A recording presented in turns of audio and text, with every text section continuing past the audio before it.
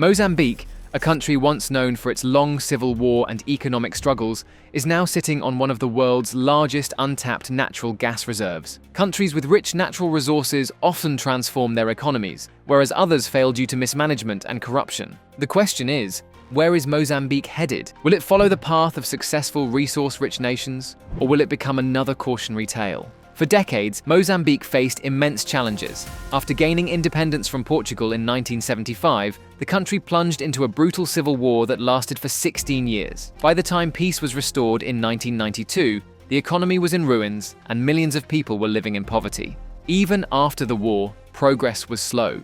The country relied heavily on agriculture, fishing, and foreign aid. While neighboring countries like South Africa and Botswana developed rapidly, Mozambique struggled with unstable governance, weak infrastructure, and limited industrial growth. The lack of major industries kept the economy fragile, and many people had to leave for better opportunities elsewhere. Everything changed in 2010 when massive offshore natural gas reserves were discovered in Mozambique's Rovuma Basin. This wasn't just a small find, it was one of the largest natural gas discoveries in the world.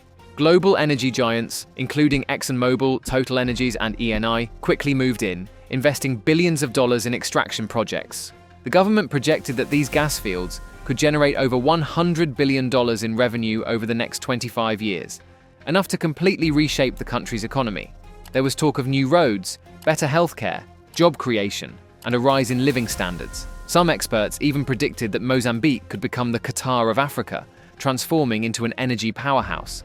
So, is Mozambique handling this opportunity wisely? With billions of dollars flowing in, Mozambique has seen some significant developments. The capital, Maputo, has been expanding with new infrastructure projects. Ports and roads are being built to support the gas industry, and foreign investors continue to express interest.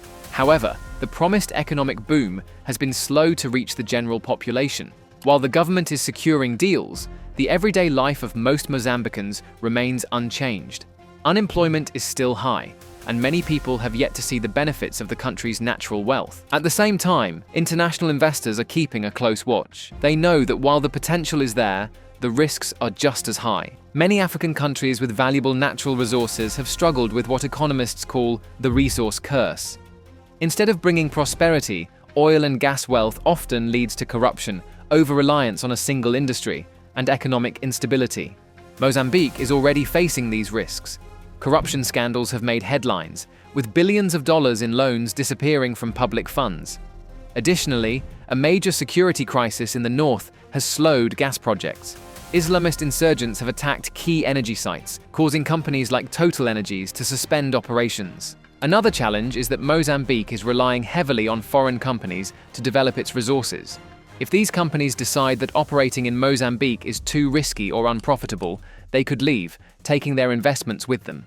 This would leave Mozambique with a valuable resource, but no means to fully benefit from it. History has shown that resource wealth alone doesn't guarantee success. One of the most well-known examples is Venezuela. Despite having some of the largest oil reserves in the world, Venezuela went from being one of the richest countries in South America to one of the poorest. Instead of using its wealth wisely, the government mismanaged funds, nationalized industries, and failed to invest in long-term economic stability. Today, the country is struggling with extreme poverty and inflation, proving that natural resources can either be a blessing or a curse depending on how they are handled. Mozambique has a choice. Will it follow the path of countries that successfully used their resources to build strong economies, or will it repeat Venezuela's mistakes? The government must take the right steps now to avoid long-term disaster.